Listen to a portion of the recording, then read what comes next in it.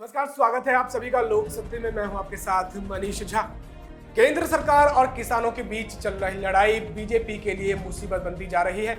दिल्ली की सीमाओं पर आंदोलन कर रहे किसानों की वजह से खट्टर सरकार पर दबाव बढ़ता जा रहा है। कांग्रेस पार्टी ने खट्टर सरकार के खिलाफ एक ऐसा दांव चला है जिसके बाद खट्टर सरकार के लिए खतरे की घंटी बज सकती है, क्योंकि कांग्रेस पार्टी ने विधानसभा सत्र के पहले दिन ही अविश्वास प्रस्ताव लाने की मांग की है और इसके लिए विधानसभा स्पीकर के सामने ये प्रस्ताव रखा है। अब कांग्रेस पार्टी की ये मांग कहीं ना कहीं खट्टर सरकार के लिए बड़ी ही मुसीबत बन सकती है, क्योंकि कृषि कानूनों को लेकर खट्टर सरकार में मौजूद उनके ही विधायक अपनी ही सरकार से नाराज चल रहे हैं और सीधे तौर पर खट्टर सरकार के खिलाफ यानी अपनी सरकार के खिलाफ बगावती सुर अपनाते हुए दिखाई दे रहे हैं। ऐसे में यदि अविश्वास प्रस्ताव आता है तो जो विधायक नाराज चल रहे हैं वो विधायक कांग्रेस पार्टी का साथ दे सकते हैं। हम आपको बता दें कि 2019 में हरियाणा में विधानसभा चुनाव हुआ था। उस दौरान बीजेपी और जेजेपी ने गठबंधन करके हरियाणा में सरकार बनाई थी, लेकिन जब से कृषि कानूनों को लेकर दिल्ली की सीमाओं पर आंदोलन चल रहा है, खट्टर सरकार में कुछ भी अच्छा नहीं चल रहा है।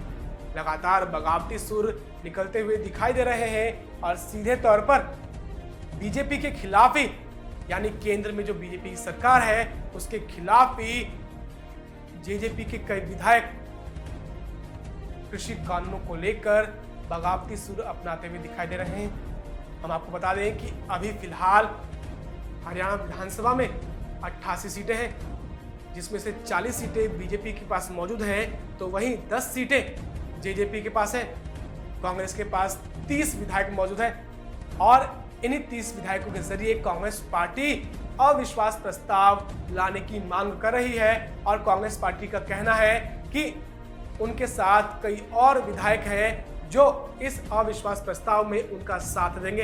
अब देखना यह है कि जिस प्रकार से कांग्रेस पार्टी अविश्वास प्रस्ताव लाने की बात कर रही है और खुद के साथ खट्टर सरकार में मौजूद विधायकों के भी साथ होने की बात कर रही है, तो आने वाले दिनों में अब देखना यह है कि विधानसभा सत्र के जो पहले दिन कांग्रेस पार्टी अविश्वास प्रस्ताव लाने की बात कर रही है, उस पहले दिन यदि अविश्वास प्रस्ताव आता है तो क्या खट्टर सरकार गिरती है या नहीं, इस बात का सबको इंतजार है, क्योंकि अविश्वास प्रस्ताव में 45 विधायक समर्थन के लिए होने चाहिए और अभी फिलहाल बीजेपी और जेजेपी गठबंधन के पास 55 विधायक हैं, लेकिन उनमें से 8 विधायक नाराज चल रहे हैं और कुछ निर्दलीय विधायक वो भी बीजेपी से नाराज चलते हुए दिखाई दे रहे हैं। ऐसे में बीजेपी के सामने बड़ी मुसीबत बन सकती है और दबाव है कि किसी भी तरह अविश्वास प्रस्ताव को गिराया जाए